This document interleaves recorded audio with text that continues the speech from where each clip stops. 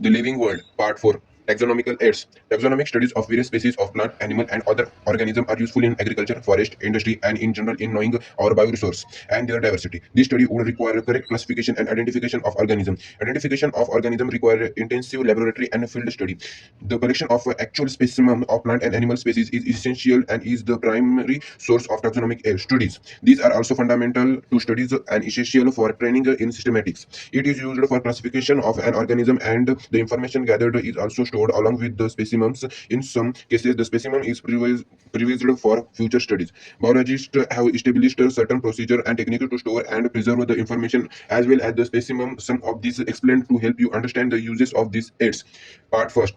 Herbarium. Herbarium is a storehouse of collected plant specimens that are dried, pressed, and preserved on a sheet. Further, these sheets are arranged according to a universal accepted system of classification. These specimens, along with their descriptions on herbarium sheets, become a storehouse or repository for further use. The herbarium sheet also carry a label providing information about date and place of collection, English, local, and botanical name, family, collector's name, etc. Herbarium also serves as quick referral system in taxonomical study. Part 2. Botanical garden. These specialized gardens have collected a living plant for reference. Plant species in these gardens are grown for identification purpose, and each plant is labeled indicating its botanical scientific name and its family. The famous botanical garden are at Kew in England, India Botanical Garden, Harvard, and at National Botanical Research Institute in Lucknow.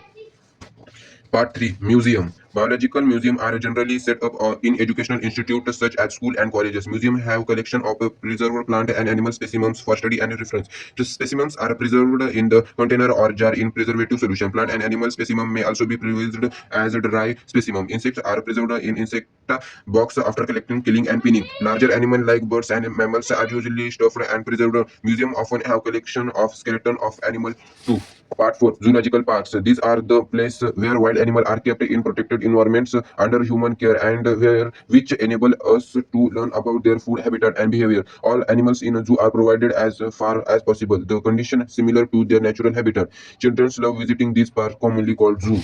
Part 5. Key. Key is another taxonomical aid used for identification of plant and animals based on the similarity and dissimilarities. The key are based on the contrasting character, generally in pair or called couplet. It represents the choice made between two opposite options. These result in acceptance of only one and rejection of other. Each statement in the key is called a lead. Separated taxonomical keys are required for each taxonomic category, such as family, genus, and species, for identification purpose. Key are generally analytic in nature. Flora manuals, monography, and catalogs are some other means of recording descriptions. They also help in corrected identification. Flora contains the actual account of habitat and distribution of plant of a given area. These provide the index to the plant species found in a particular area. Manuals are useful in providing information for identification of names of species found in an area. Monography contains information on any one taxon.